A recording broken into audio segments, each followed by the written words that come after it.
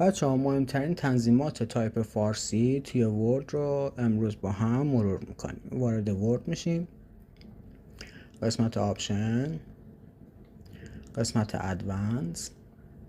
این گزینه اتوماتیک سویچ کیبورد رو همیشه فعال کنید، تیکش رو بزنید. این باعث میشه زمانی که شما فارسی تایپ میکنید اعدادتون فارسی تایپ بشه، زمانی که انگلیسی تایپ میکنید اعدادتون انگلیسی تایپ بشه. یه مقدار میاید پایین تر،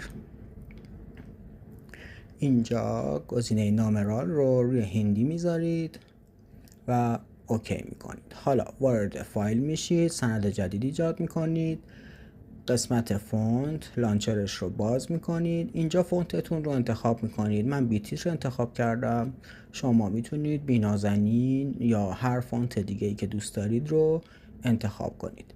ست از دیفالت، آلت داکیومنت و اوکی رو میزنید.